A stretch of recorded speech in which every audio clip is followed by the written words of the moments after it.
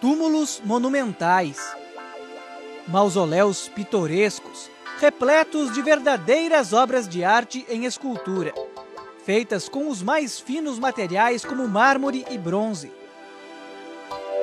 assinadas por artistas de renome como Victor Brecheret. Estamos no Cemitério da Consolação, no centro de São Paulo. Um lugar que é muito mais do que uma necrópole. Aqui estão escritas várias páginas da história do Brasil. O Cemitério da Consolação é o mais antigo e o mais importante da cidade de São Paulo, fundado em 1858. Aqui estão sepultados ex-presidentes, políticos, nobres da monarquia e da república e artistas. Ainda hoje, ele é um cemitério da elite social paulistana, mas no início, quando ele foi fundado, tudo era bem diferente. O Cemitério da Consolação, o primeiro cemitério público da capital, ele foi fundado no dia 15 de agosto de 1858 e a primeira pessoa a ser sepultada neste cemitério foi um escravo, justamente na data de fundação, 15 de agosto de 1858. Hoje não há registro sobre o local exato onde o escravo foi sepultado. O caso é que depois dele vieram muitos outros para cá. E aí não mais escravos, mas homens e mulheres da mais alta sociedade brasileira.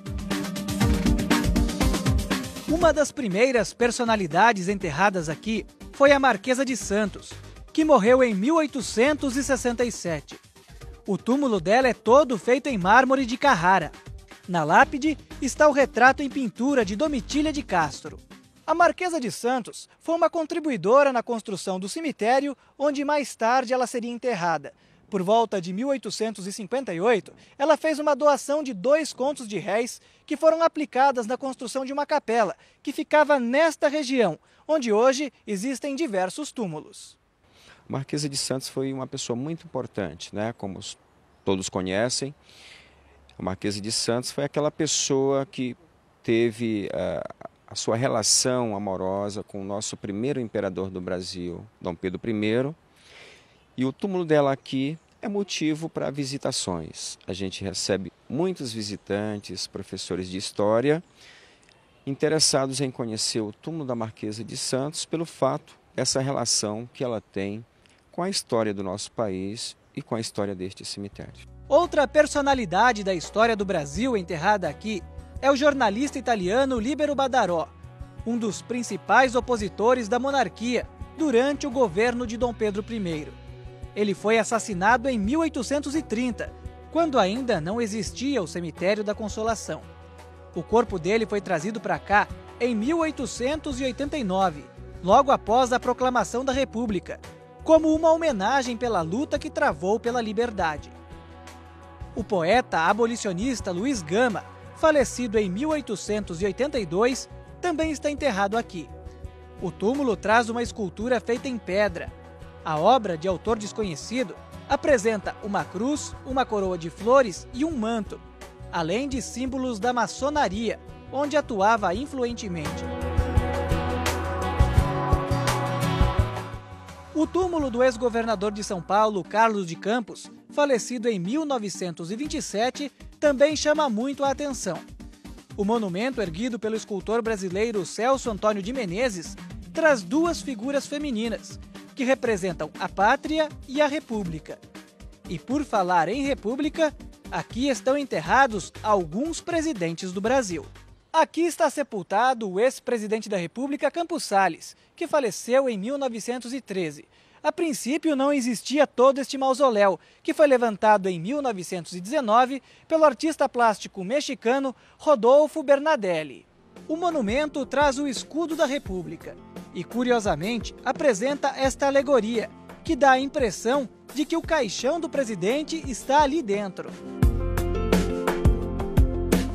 Ao lado do túmulo de Campos Salles está o mausoléu da família Matarazzo, o maior da América Latina, com cerca de 150 metros quadrados, construído em 1925 pelo escultor italiano Luigi Brizolara. E não são apenas os túmulos de pessoas conhecidas na história do Brasil que chamam a atenção. As obras de arte também estão presentes nas sepulturas de pessoas comuns. Esta, por exemplo, feita em granito e bronze, mede 7 metros de altura. O monumento apresenta cenas religiosas. Na parte de cima, São Miguel Arcanjo aponta o caminho do céu no juízo final. No centro está Jesus crucificado e aos pés dele as almas que clamam por misericórdia. Outra obra com representação religiosa é esta feita em 1924 por Luigi Brizolara, com a cena da crucificação de Jesus. Algumas obras trazem um forte apelo emocional, como o Adeus, do escultor italiano Galileo Emendabile, esculpida em mármore em 1953. Ele faz uma alegoria à morte, com a cena da mulher que se despede da filha e do marido. Outras obras apresentam um universo surreal. É o caso desta de 1932, feita pelo escultor italiano Materno Geribaldi. Ela representa um túmulo imaginário flutuando no espaço. Já esta traz cenas mais introspectivas. A obra Solitudo, de 1926, do brasileiro Francisco Leopoldo da Silva, representa o sentimento de solidão no momento da morte. Algumas obras são mais curiosas, como o Mausoléu dos Chapeleiros, construído em 1881, onde eram enterrados os funcionários de uma fábrica de chapéus que ficava no Anhangabaú. A escultura, de autor desconhecido, apresenta uma espécie de logomarca da fábrica. Já esta outra é do consagrado Victor Brecheret, intitulada O Sepultamento, feita em granito picoado. Como o próprio nome diz, a obra representa o momento da morte e o sofrimento causado por ela. E se percorrermos os 76.340 metros quadrados do Cemitério da Consolação, encontraremos outras centenas de obras, entre as mais de 8.500 sepulturas.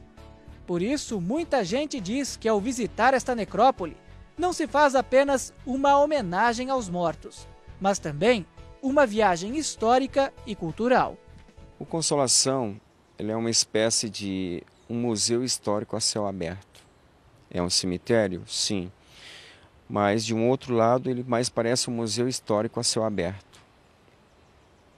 Temos, talvez, aproximadamente umas 300 obras de artistas de renome, como escultores de altura como o senhor Victor Brecheret. Temos também escultores brasileiros como Francisco Leopoldo e Silva, Celso Antônio de Menezes, e escultores italianos como Materno Geribaldi.